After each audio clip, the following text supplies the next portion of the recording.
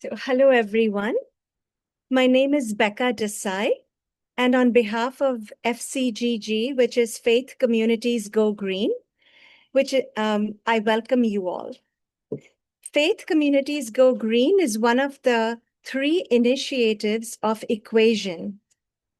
Equation is a nonpartisan civic organization founded upon interfaith dialogue, fostering greater understanding, respect, compassion, inclusion, and engagement for all people and faith communities in Greater Cincinnati and beyond. Recently, Equation started a podcast series on the topic of inviting oneness. In this series, we are exploring true personal stories from friends and members of Equation, stories where the illusion of separateness gave way to the deeper truth of our shared humanity. Drawing inspiration from mystics and sages across traditions, these stories remind us that oneness is not an idea, it's an experience. The three main interfaith initiatives of Equation include the Festival of Faiths, which focuses on welcoming all faiths into the same space to get to know each other better. The second initiative, A Mighty Stream, puts racial equity ideas into action. And the third initiative, Faith Communities Go Green, which is a collaboration of Green Umbrella and Equation, works on creating a more sustainable planet for everyone. There are 4 working groups of Faith Communities Go Green. Facilities Working Group helps houses of worship in the Greater Cincinnati region become greener, which includes increasing their energy efficiency. Advocacy Working Group advocates for environmentally sound and fair legislation. The Membership Working Group ensures that all FCGG members have a fulfilling membership experience. And the Education Lifestyles Working Group, which is what I lead, inspires and promotes community members to adopt an eco-friendly lifestyle. Today's program is organized by my working group, the Education Lifestyles Working Group. Our group focuses on bringing educational programs to our communities and inspires everyone to consider changing their lifestyles one step at a time towards an eco-friendly life, which focuses on harmonious relationship between Mother Nature and focuses on our harmonious relationship with Mother Nature and all its resources. Over the past few years, our working group, Education Lifestyles, has brought you programs, movies, and book clubs on many topics that educate us on how we can make choices every day that can either help or hurt our environment. Today's program aligns beautifully with all that we have talked about over these past few years with you all. The topic of today's program is Living the Interconnected Life, Contemplation, Ecology, and the Spirit of Oneness. Our guest today is Dr. Mohammed Faruque, who has deeply studied this topic, has written and edited several books, and is considered an expert on this topic. Dr. Faruque, we are so honored to have you with us in our program today, and we are so looking forward to hearing from you. But first, I'd like to share a little bit about you with our audience. Our speaker, Dr. Mohammed U. Faruque, has received his PhD with distinction from UC Berkeley. He is the Inayat Malik Associate Professor of Islamic Philosophy and Environmental Studies at the University of Cincinnati and a former visiting scholar at Harvard University. a prominent global philosopher who has lectured widely across North America, Europe, the Middle East, and Asia. His books and academic articles have been translated into numerous languages and have been recognized by important funding bodies like the Templeton Foundation and the U.S. Education Department. He gives public lectures on a wide range of topics, such as the environmental crisis, spirituality, meditation, AI, Islamic psychology, and Islam and the West. While his past research has explored modern and pre-modern conceptions of selfhood and identity and their bearing on ethics, religion, and culture, his forthcoming book, The Interconnected Universe, offers a new framework for understanding the relationship between human beings, the climate, and the more than human world. Drawing on environmental humanities, climate science, ecological economics, and Sufi philosophy, it develops a theory of the interconnected universe and an anthropocosmic theory of the self that grounds an ecologically sustainable way of life. In his personal life, Dr. Faruque loves gardening. He says that plant life fascinates him. He loves spending time in nature, traveling, trying out new cuisines, hiking, cooking, sports, especially tennis, table tennis, and chess, and watching movies. He also has a passion for Indian classical and Persian music. He has just recently become a dad for the first time, and for which we heartily congratulate you. So, Dr. Faruque, we welcome you and are truly happy to have you among us today.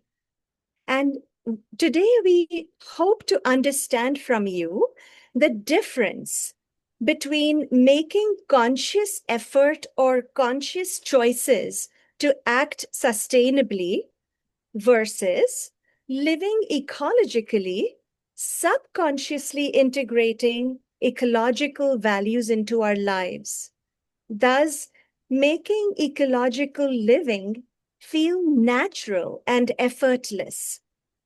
Can you explain this difference to us, Dr. Faruque, and also guide us all on how we can make this transformation from effort to ease, from consciously making choices to live ecologically to subconsciously living those choices just naturally?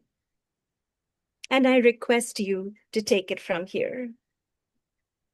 Thank you, Ms. Desai, for that very kind introduction and also setting up the perfect context. I mean, a lot of the words and expressions you have used, such as oneness is not an idea, not just an idea, but an experience, and also separation is an illusion, transformation, and the move from consciousness to subconscious level. All of these are very pertinent to what I'll be talking about. So thank you very much for that. So what I thought of doing is to have a look at some of the slides that I have prepared. So I'll be talking for about, I think, 20 to 25 minutes, and then there'll be Q&A. But I thought of sharing the slides to kind of start the talk more formally. So here we go. And at any point, if this screen is frozen, if you're not able to hear me properly, please raise your hand or just unmute yourself and please make a noise, yeah, because it does happen sometimes on Zoom. Dr. Faruque? Yeah. Let's just request everyone to put their microphones on mute so we can hear you clearly. Sure. If everyone can mute themselves, that would be great. All right. So here's the formal topic: living the interconnected life, contemplation, ecology, and the spirit of oneness. So I'd like to begin with a very basic question of the main cause of the ecological crisis or the climate crisis. So what is the main cause of the climate crisis?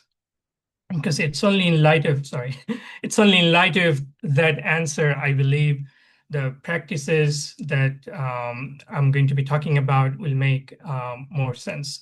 So I want to kind of ask this question and kind of explain what is at the root of this issue.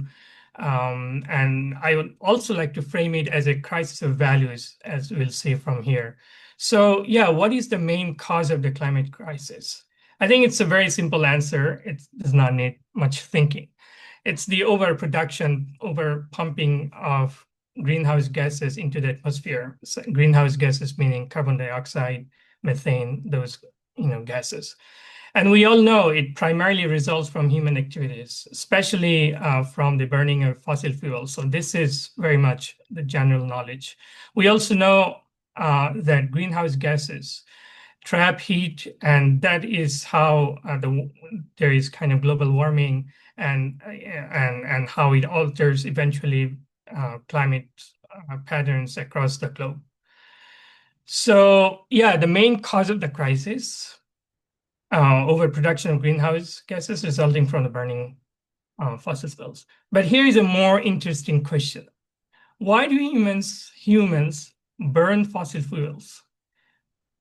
So, I mean, it seems like a very, I don't know, like how you feel about that, but again, um, very simple question, almost a trite question, commonplace. The answer is simple.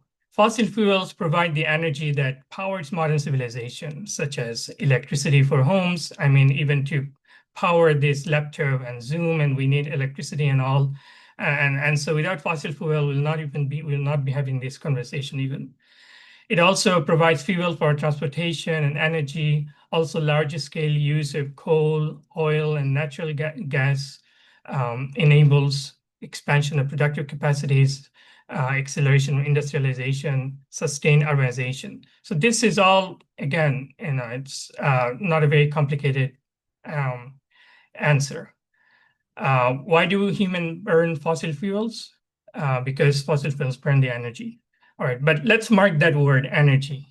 So burning fossil fuels to energy. Here's the next question. Why do humans need so much energy?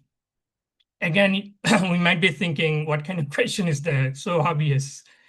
Because modern consumption patterns, the modern consumption patterns demand vast energy input. Infrastructure such as cars, airplanes, skyscrapers, mass production, energy-intensive extraction, all of these require vast input of energy. And as I suggested earlier, everyday conveniences also require energy. And as societies become wealthier, energy demands increase. So this is all, again, not very complicated. So we moved from burning fossil fuels to energy to consumption patterns. Well, it's our consumption pattern that require the vast energy, input of energy, and this energy is coming from fossil fuels, burning fossil fuels. But here's the more interesting question now. Why do human beings continue consuming this kind of energy input, this kind of energy level, despite the harm? The fact that there is a climate crisis, the fact that there is an ecological crisis about which most of us would agree, why is it that we continue to drive our consumption level up? So if we think about it, it comes down to these pointers. To sustain modern lifestyles, because many of our long cherished values carry environmental costs, such as our perception, our values regarding economic growth, our perception regarding what defines comfort and convenience, and then our notion of the self as an individual, what's called individualism, which is consisted of lifestyles focused on personal autonomy, and which kind of translates into the number of cars I will buy, homes I will buy, and services I'll be using, all of that. And these values shape public policy and market structures, and there's a kind of symbiosis. We demand all of these things, and politicians, policymakers, they shape policies, and then there are sophisticated structures called markets that sort of provide all of these things that through economic growth and other policies, whatever we need, personal and collective decision. But what is the result of this? The result is a high and persistent energy demand despite the environmental damage. So I provided a very simple causal connection between the environmental degradation and our consumption patterns. As Ms. Desai was saying, I have a forthcoming book where I talk about all of these things in terms of theory, and I'm not going to go into the complicated details. But just to set the stage, I thought of kind of simplifying things and take us through what drives the climate crisis. What is the kind of causal connection? So if you look at it again, resulting from burning of fossil fuels to energy demands that we have through consumption patterns to the question of values. So climate crisis ultimately is resulting from the values that we have, and it is very difficult to even talk about that because these values, kind of define who we are, our societies, our policies, and when it actually simply makes us uncomfortable, I believe, to even question that some of these long cherished values, such as economic growth, individualism, they're so deeply intertwined with climate crisis. So of course, there are a lot of intelligent people out there, and there are a lot of different solutions that have been proposed about this. There are ideologies to tackle climate change. I'm not going to go into the details of all of this, but I just thought of kind of providing an outline. There are geoengineering solutions to what's called solar radiation method or carbon capture and storage, all of these processes through which, many people think that we can kind of quote unquote solve the climate crisis. Other people think clean energy. There are bills passed in our country where we're encouraging clean energy. There are also movements calling for more environmental justice. There are also movements calling for technology transfer to other low-income countries. There are also some people talking about a new economic paradigm, post-growth theory or degrowth theory, kind of criticizing the notion of endless growth. So these are all potential solutions. However, when we think about all of these deeply, we come to realize that they only provide kind of partial solution. And unfortunately, I cannot kind of, as I said, in my book, I talk about all of this in details. But in this talk, I'll not be focusing on these various solutions, and my critique of these, even this perspective of seeing climate change as a problem that can be solved is actually the very crux of the problem. Nonetheless, those solution schemes like various engineering or economic solutions like carbon pricing, they tend to make headlines and people are debating and so forth. From my own philosophical, spiritual, humanistic perspective, I'm not denying those partial solutions and also kind of effort, but I think they're not dealing with the heart of the matter. The heart of the matter comes down to the question of values. And I've kind of provided a kind of simple causal connection from burning fossil fuels to the values that we have. So for the remainder of this talk, I'll be focusing on dealing with climate change from a spiritual and humanistic perspective, because this is something, although there are some people who also mention this, but it's not really at the forefront of the climate crisis. People, for some reason, think that this is more like a technical solution that can be fixed. However, from its spiritual, and it is primarily, it is a question of values. If climate crisis is ultimately a crisis of values, then it makes all the sense to approach it from a more philosophical, humanistic, and spiritual perspective.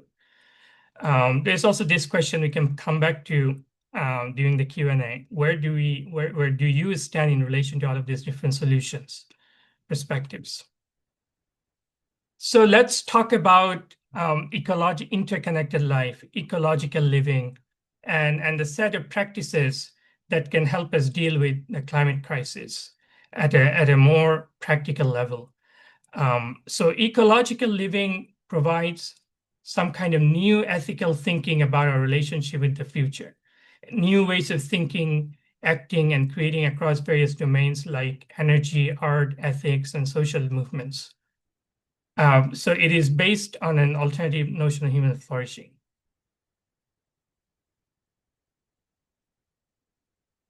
So what are some of these concrete practices?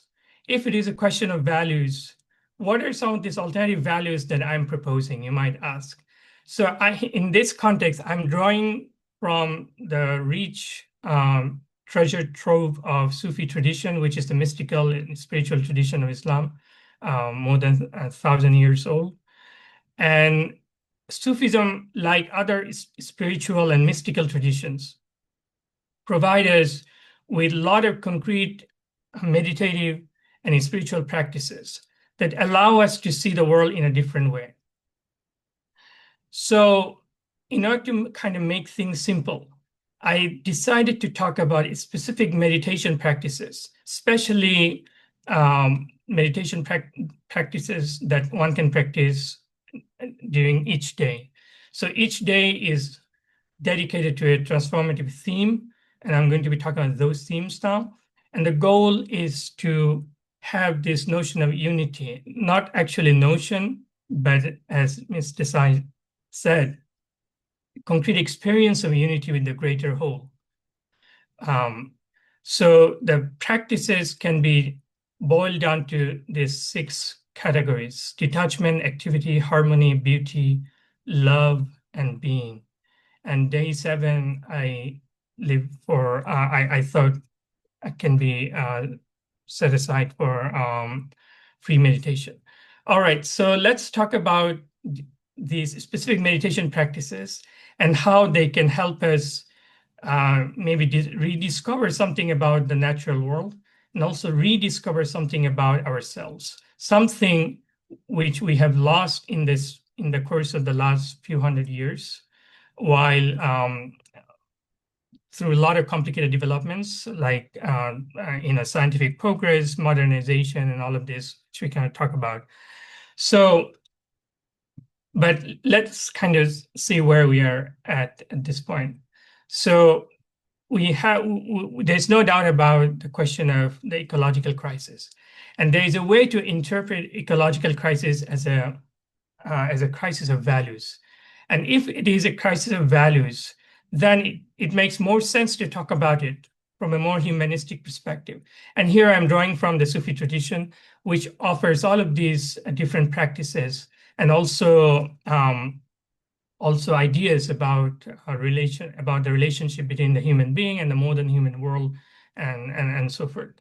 So if we boil down some of these teachings to specific meditation practices, then we have 7 days in a week. Each day can be dedicated to a very specific theme. So here's how it works. Sorry, I think the temperature. So a lot of the time we might be, I don't know, some of us might be familiar with names such as Rumi, who is a very famous mystic from the Sufi tradition.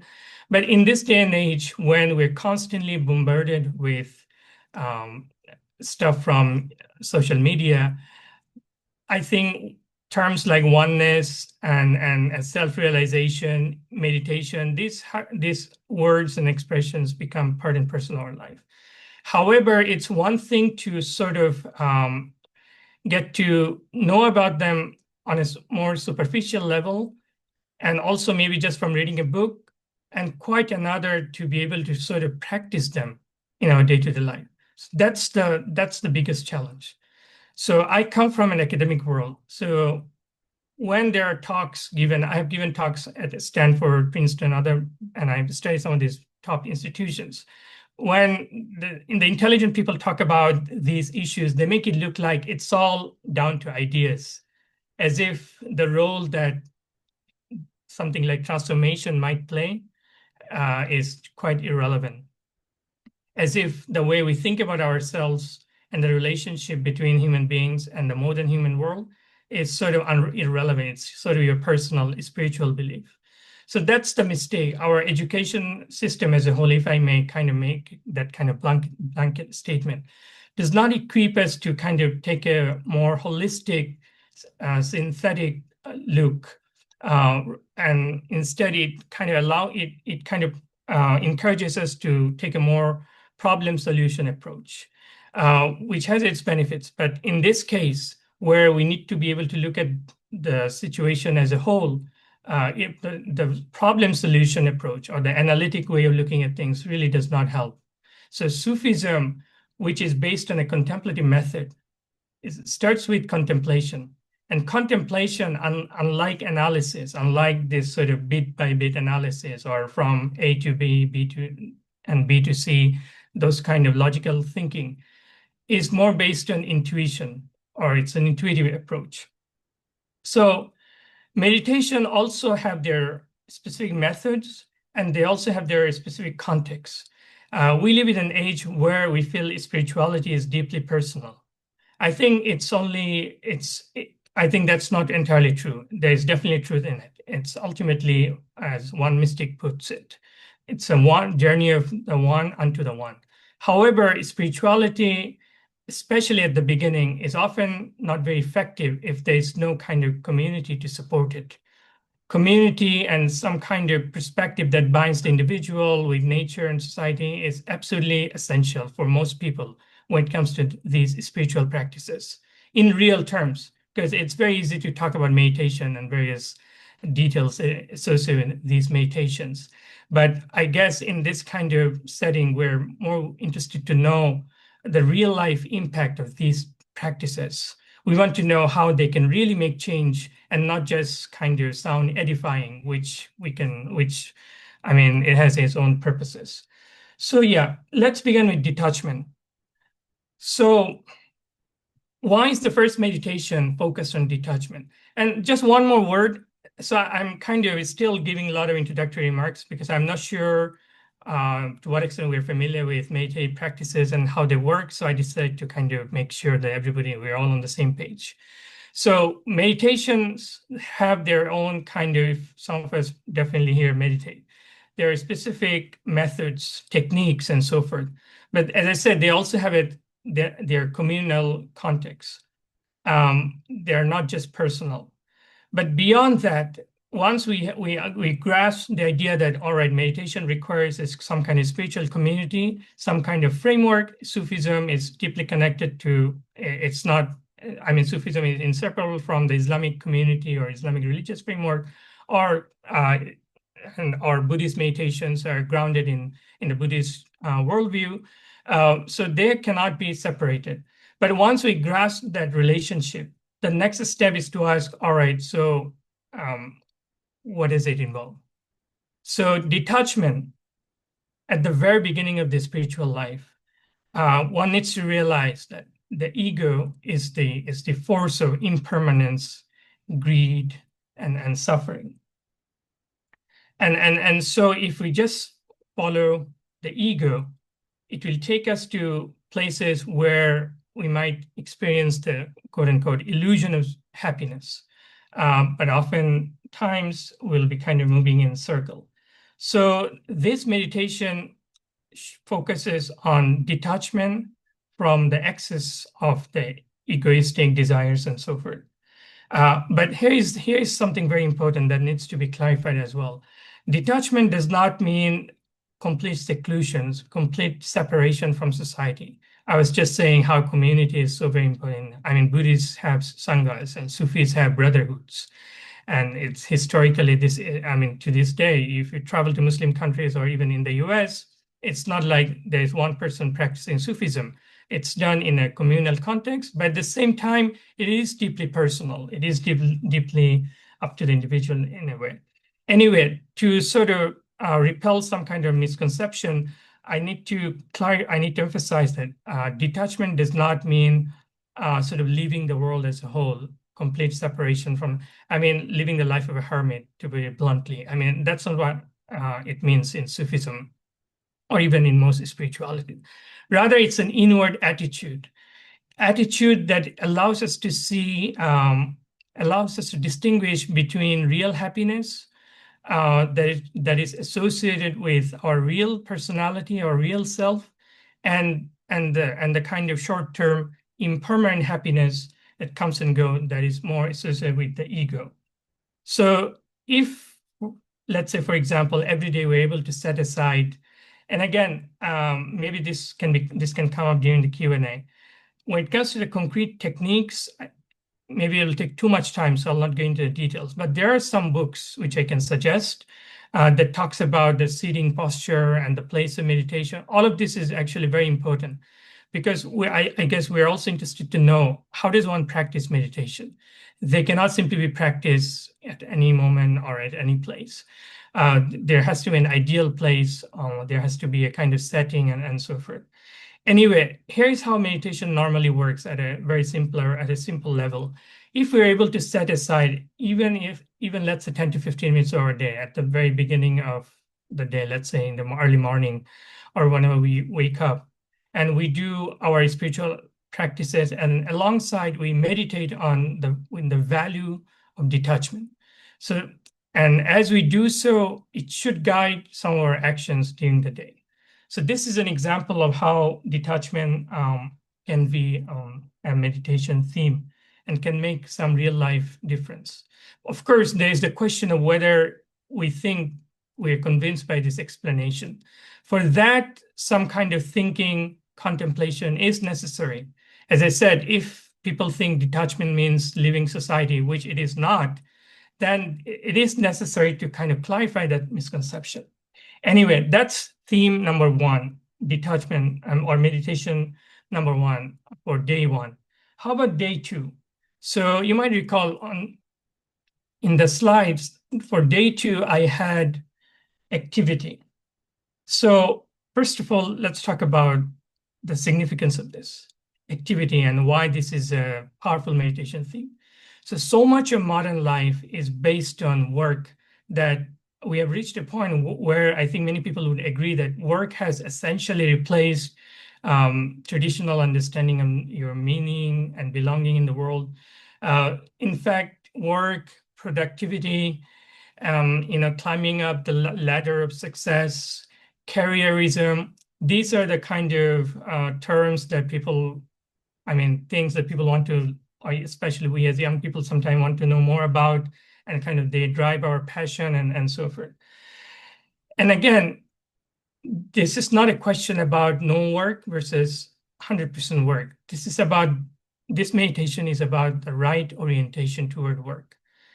And we can see how meditation is supposed to guide our daily actions, our orientation to society, to the world, and also how we see the world through whatever ideas, if it is work. If some of us think that work is the defining feature of life and so forth, and then there is, from a Sufi perspective, there is a problem, because what if this kind of endless productivity ends up in a place where we have this, what some philosophers call the burnout feeling.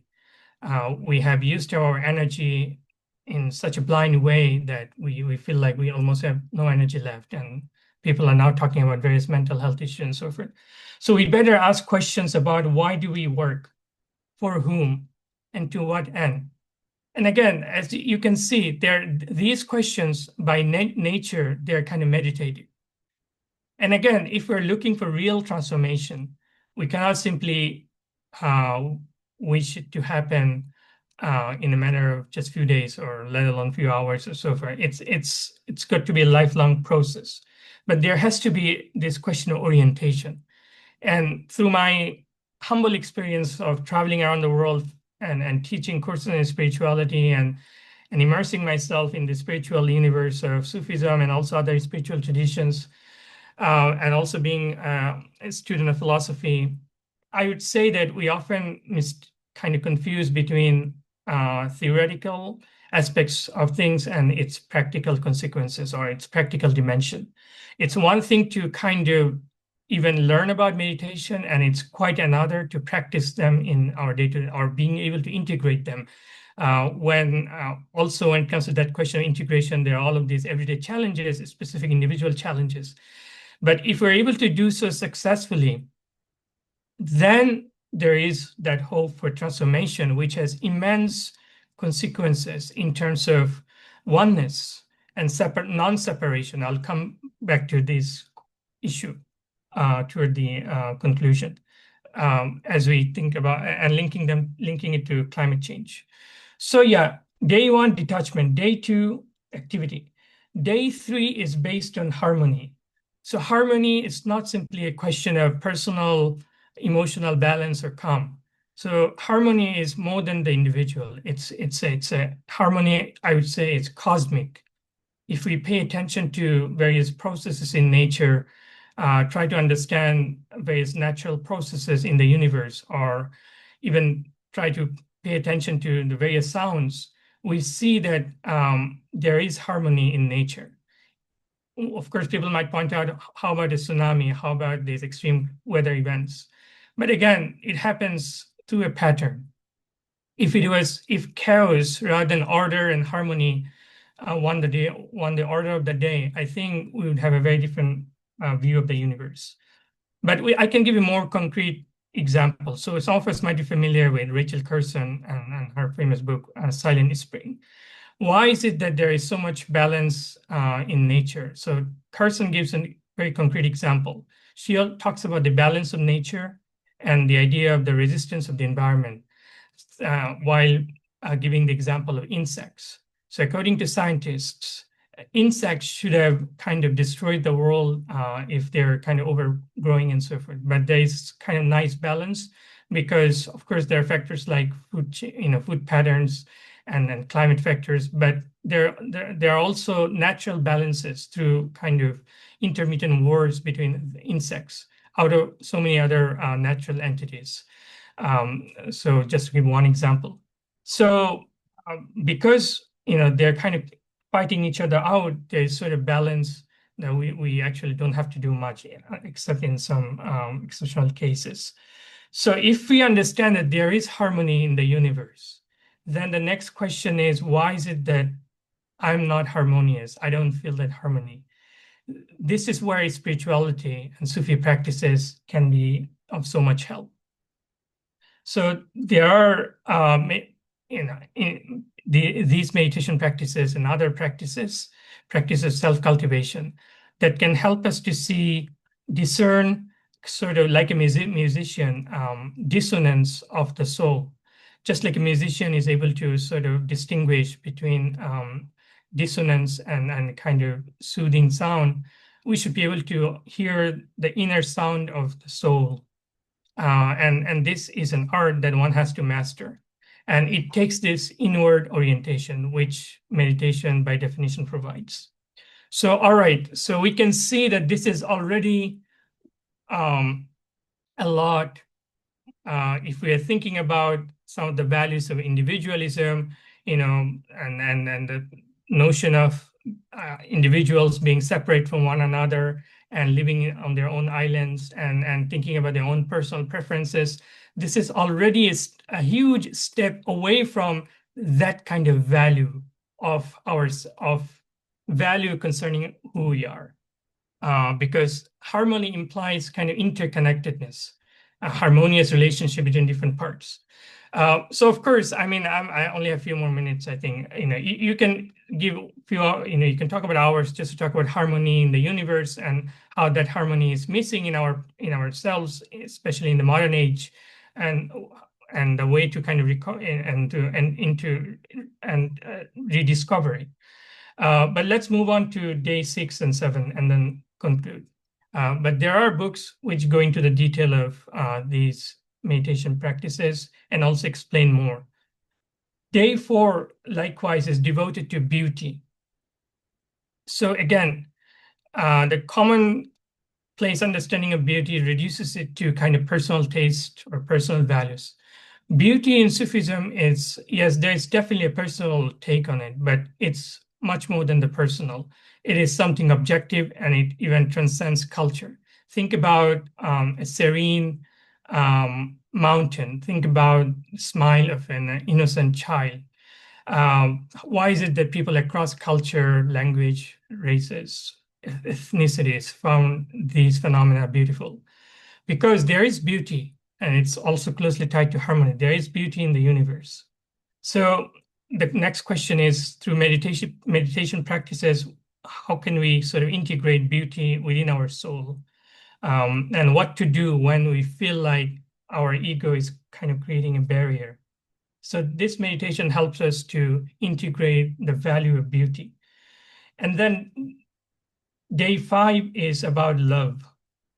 And again, we cannot talk about our transformation, oneness, especially oneness with the universe, oneness with the nature of reality, without talking about love. Because for Sufis, love is what drives the universe into being, what brought the universe into being, and what kind of cuts through the pulse and the arteries of the universe. Love is also the great, it's the central drama of human existence. However, there are different kinds of love. There's familial love, there's romantic love, there's kind of more non-egoistic spiritual love. But all love has the ability, if they're kind of pursued properly, to transform our soul, because it's able to sort of shake the foundation of our ego, which is the kind of everyday experience of reality.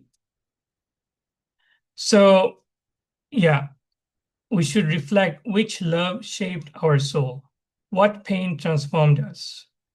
So love has that power. Again, it depends whether or not it's able to, but it's a possibility. And then day 6 finally is about being. So being is not simply existence. To be is not simply to live in an inauthentic way, as in everyday existence. Rather, it is to really ground ourselves at the heart of our being. And that normally does not happen because normally there's always some event that kind of creates turbulence on the surface of our soul. And our soul is often restless. So this meditation allows us to see that beneath this surface, this wave of, I'm using this metaphor, restlessness, there's the kind of sea of being, there's the kind of seabed, which is always calm. But the question is how to penetrate, how to really enter into the deepest core of ourselves. That is where this meditation is helpful. And of course, it's also very subtle.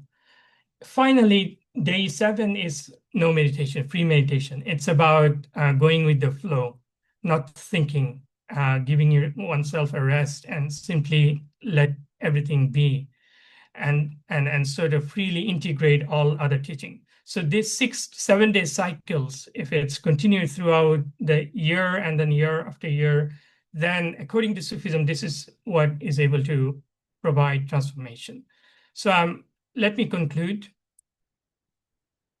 by saying that if the climate crisis comes down to a crisis of values,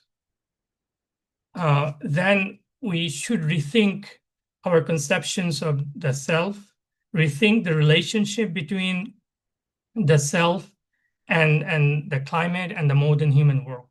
And we should also be mindful of the obstacles of individualism, obstacles of endless economic growth, policies that we now have become part and parcel of our life, which is, of course, it's a complicated issue. On the one hand, we need to consume things, but on the other hand, consuming overconsumption leads to all of this environmental degradation.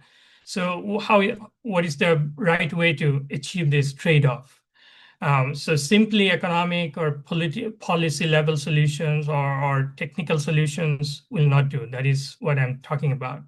Rather, if we're able to make lifestyle changes and control our overconsumption patterns, control our consumptions of things that really are not necessary, um, and then make changes both at the individual and the policy level, then of course there is some hope. But of course, that does not mean it will simply solve.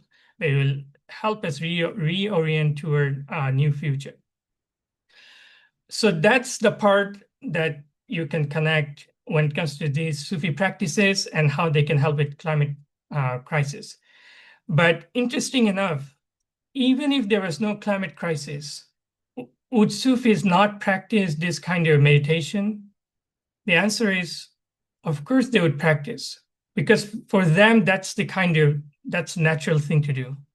That's the more authentic way of living, because these practices allow us to ultimately achieve inner harmony and also unity within ourselves.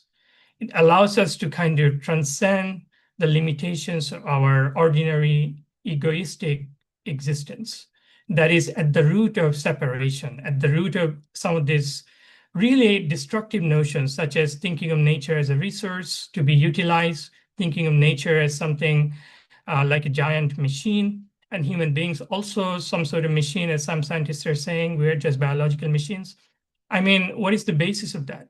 The deeper we enter into ourselves, the deeper we think about, contemplate about the nature of existence, and especially through self-cultivation and meditation practices, we come to realize, we come to experience non-separation in mountains, rivers, animals, everything else.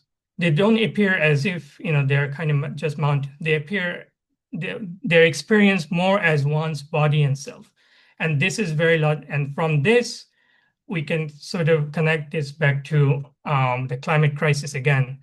If we are able to somehow see, unlike the way our education tells us, that mountains, rivers, animals, they are not separate. They're part of a greater whole, and we ourselves are part of a greater whole. And that's the essence of these meditation practices. Our perspective on the world, our perspective on our values regarding consumptions, economics, these are all bound to change. Because who would want to self-destroy? Who would want self-destruction, like part of your body being destroyed? If mountains and rivers are experienced as not separate, as parts of yourself, we would be so very concerned with the destruction of species, degradation of environment. Why is that not happening? Of course, I've given some clues, but let's kind of come back to them during the Q&A. I will end here. Thank you very much.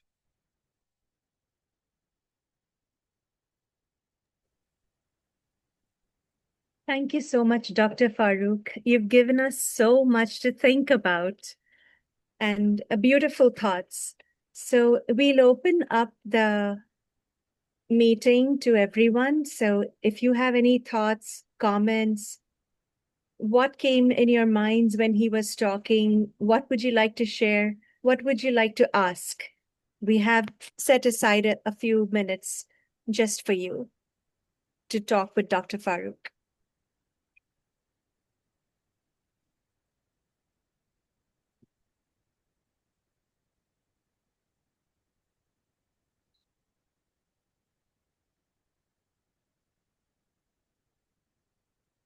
Dr. Faruque, you said that this kind of transformation is a lifelong process. Yes. I think one would become a saint at the end of their life if we truly can transform from, making choices purposely versus just naturally being who we want to transform into. And you mentioned the set of 7-day meditation practices. I will be sharing this recording in the toolkit. Once I get the recording, I'll put it in the toolkit so people can review it again. But any other tips on how, besides the meditation, I guess controlling our overconsumption patterns you mentioned. So can you talk about simple things we can do from morning to night in a simple man's life that would help us step by step transform into being that natural being that doesn't even have to think that I'm trying to practice ecological living? Yes, that's a very pertinent question. So we also have to be mindful of other kinds of solutions, some of which I mentioned, and also what we unfortunately think about the issue. So we think that, oh, when it comes to your preferences, your lifestyle changes, you don't have to bother anything. You can continue as usual, continue to consume the level of electricity, level whatever water and everything. And and there are all clever people working now, quote unquote, through AI and other things, and they're going to bring even more energy and they're going to solve it. So no need to worry. You can continue to perform your individualistic self and not worry. And because most of us, we don't experience the extreme weather events, in our day-to-day life. We're not kind of shaken, but it's actually everywhere. Even in America, like in this last few months, how many extreme weather events have we heard of? In just a few months ago in LA, there was this fire and so forth.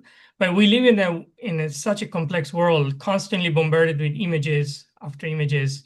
We tend to forget things.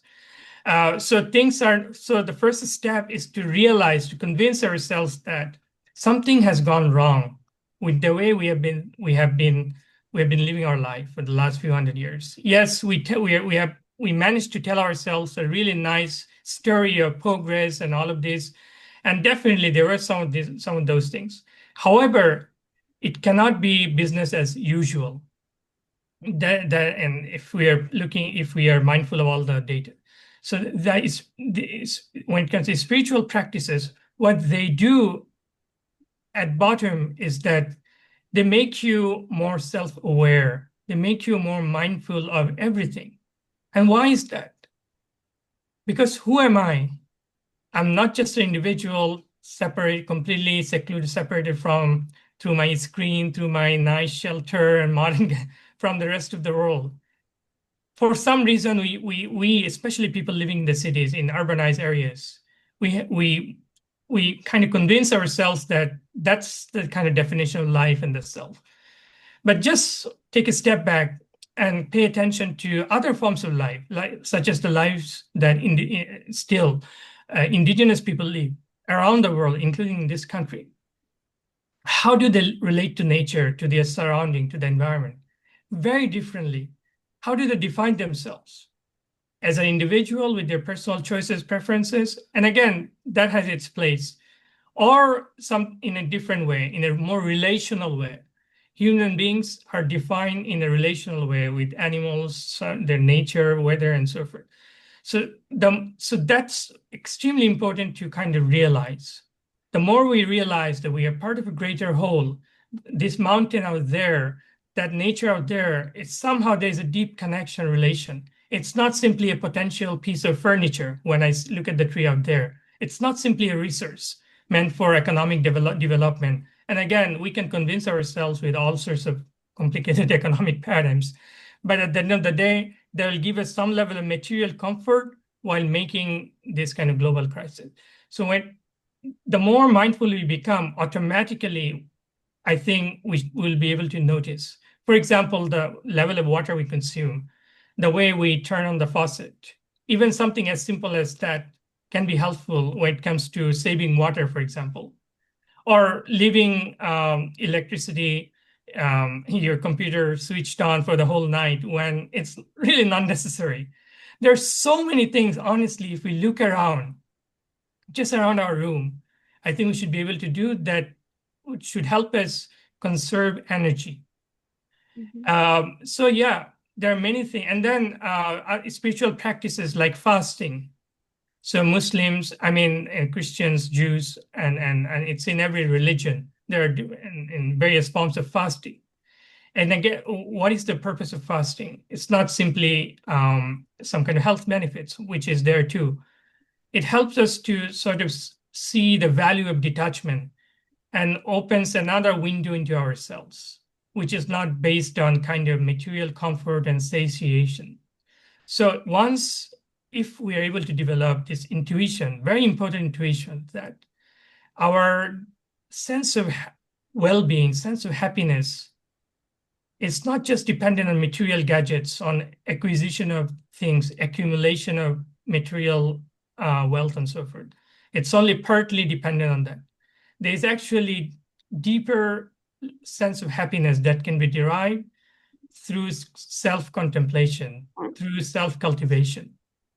So unfortunately, our education system does not allow us to even talk about these things. What is self-knowledge? You give a kind of analytic answer. You don't even talk about entering yourself. How do you enter yourself where you can really sense this happiness? That question is missing. So this is a gradual process. One does not really have to become a sage or a saint because this idea of transformation comes in degrees. So it's not like, as you mentioned, it's taking one baby step every day that can lead to a complete redefinition of what life is and how we experience ourselves and nature in a different way, which is eco-friendly at the end of the day. That's the point. And Dr. Faruque, these ideas that you're mentioning, they're all there in every religion, from the most ancient to the most modern, all religions. And one of the books that I have put in our toolkit is Faith for Earth, Call for Action. It's a very renowned book on all the interfaith websites. Also, what you said about, begin the change within yourself before, it reminds me of Mahatma Gandhi's saying that let there be change in the world and let it begin with me. So truly, our programs talk about reducing your use of plastics, and we talk about things at skin deep level, but you have truly gone deeper into our souls to tell us how we need to contemplate and control our own urges when they're not necessary. So Mimi has a question. Sure. Mimi, you're on mute. I'm trying. There we go. So, Becca, I'm just thinking back to your grandchild and the trip to the sequoias. And I think it would be lovely if you would share that with the group, because to me, in essence, that is a lot of what Dr. Faruque is talking about. Yeah. So Dr. Faruque, recently, just about 3 months ago, my daughter and her family and Fred and I went to the redwood forests in Northern California. And our oldest grandchild is a little girl, 4-year-old girl. She and her little 2-year-old brother were so struck with the beauty of the forests. We spent 2 whole days just from morning to evening soaking in the beauty, that then we went to the cities and did some city fun things. And within a week, when we were back at the airport flying back to Cincinnati, the little girl was so sad, and I asked her, why are you so sad? Aren't you happy to be going home? And she said, no, I don't want to leave the redwood trees. I don't want to leave the redwood forests. I'll miss them. So, on a little child, the impact of those trees it struck me so much and touched me. The beauty of Yes. nature is like that. Yeah, exactly what I was talking about, like this sense of being a part of a greater whole, as opposed to being an isolated, secluded individual. I mean, some sociologists are now talking about post-society because we have, because this idea of individualism and extreme forms of individualism took us to a level that we had not imagined before.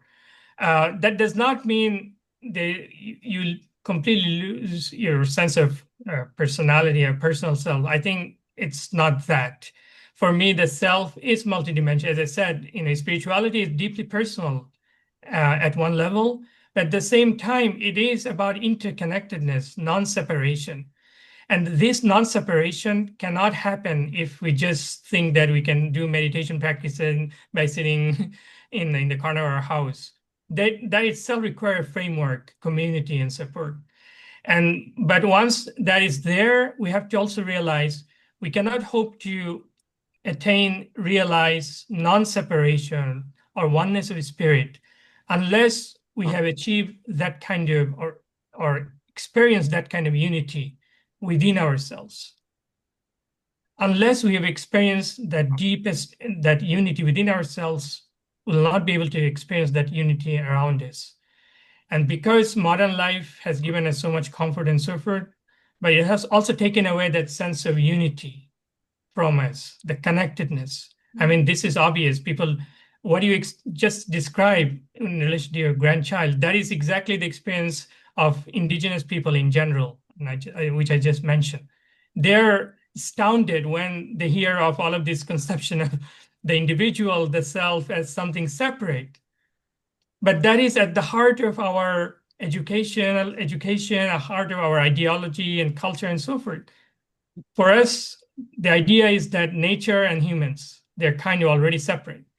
And in the worst case scenario in which we are living, it's the question of using science to control, dominate, and so forth, rather than to explore the universe in a deeper way so that we realize the harmony, which was actually the goal of Newton and others, the early modern, the founders of modern science. So science knowledge can be helpful, but it can also be depending on the way you are using. If we think our goal is to control and our own benefit, even from a cost-benefit perspective, it's not helping it in the long run. So this, as someone mentioned, even if we feel like it's already we have gone too far and it's so complicated now, with economics, politics, and everything, we read on headlines like how one after another all the climate deals fail, right? However, I think I like this.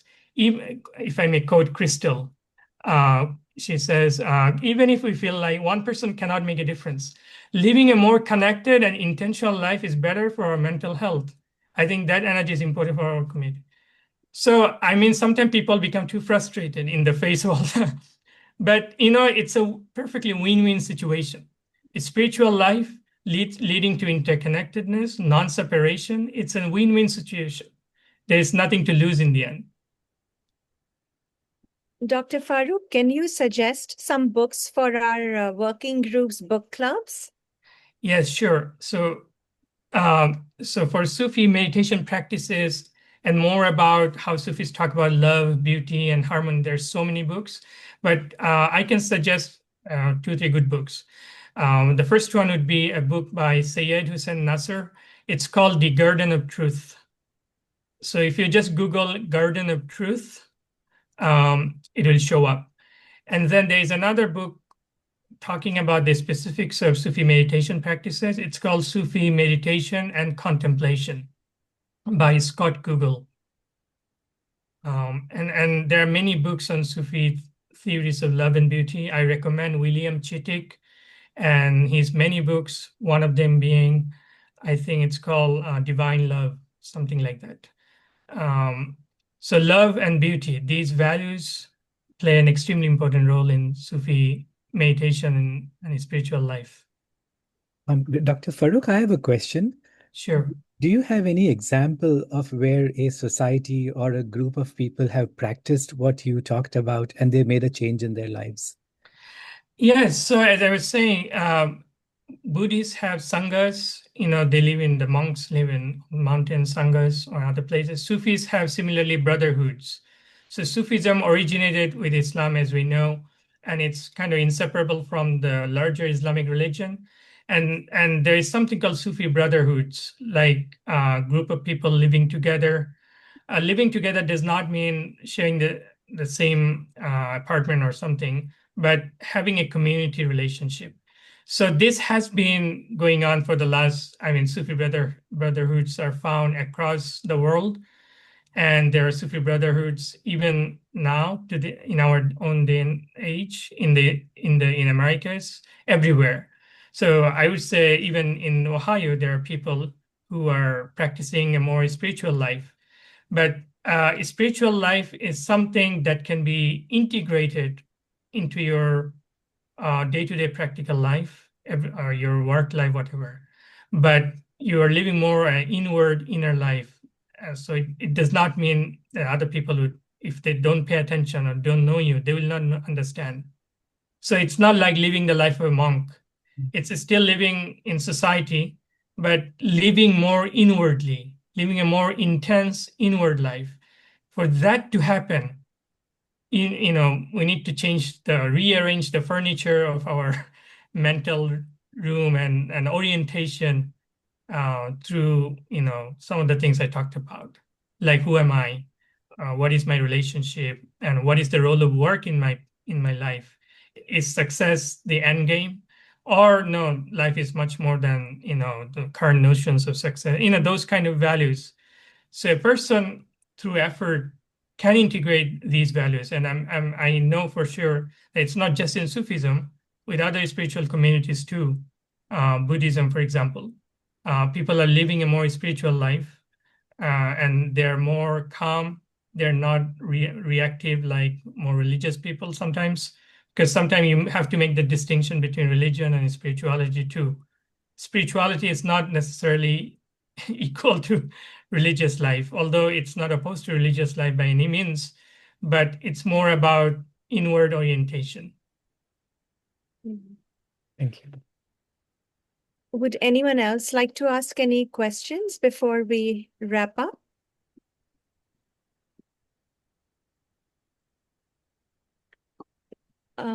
So, Dr. Faruque, it seems like everybody is deep in thought. You've put everyone into that state of mind, which is a very good thing.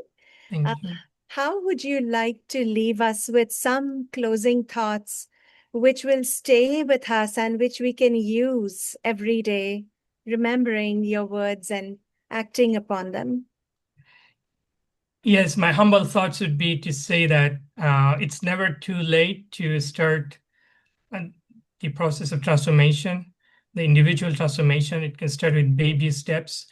And all these things that I talked about, harmony, beauty, love, and ultimately being and non-separation, oneness, the keys to all of these lies within us. And books, talks, and other media, they can only help as catalysts. But as for the real life implication of this, we have to take the step. We have to wet our feet in the water, so to speak. And that is very much possible here and now, if we are willing. Yeah. And only we can do that for ourselves. Yes, Yes. the end of the day. Yeah.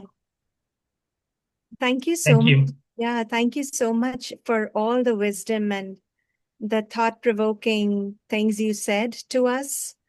I would like to not only thank you, Dr. Faruque, for giving us your time and being with us today and enlightening us in a very different way. Everybody who's here loves Mother Earth. We all are trying to do things that are kind and loving towards nature. But you just talked about such a beautiful, different perspective, which I'm sure is at the back of everyone's minds, but now we'll consciously think about it in the days to come. So thank you for doing that for us. Also, I wanted to thank Joey, our the Zoom host, who always helps us so much in hosting our events. Joey, thank you for being there for us. Fred, for helping me post all the links, the toolkit link, and all the information that he has put in the chat. It's very useful information. So please download it or copy it before we end the program. I want to thank FCGG, the entire team of Faith Communities Go Green, but especially Joanne, who I know works tirelessly day in and day out to make our world a better place. The amount of work she does through FCGG is very inspirational for all of us. And finally, thank you, the audience, for always supporting us, showing us your interest. Thank you for being here and sharing all that we try to share with you, allowing us to share this with you. So thank you for that. Our next program next month, if you would like to mark your calendars, is on September 7th at 3 p.m. It's a Sunday. And we are going to screen another nice documentary movie called Common Ground. And it's a sequel to the movie we showed you last month in July that was called Kiss the Ground. So Common Ground is a sequel to Kiss the Ground. And it's a lovely documentary, again, thought-provoking about how we can be better citizens of this universe. And with that, Joanne or CJ is another of our co-chairs of Faith Communities Go Green. Do you have any final words for anyone?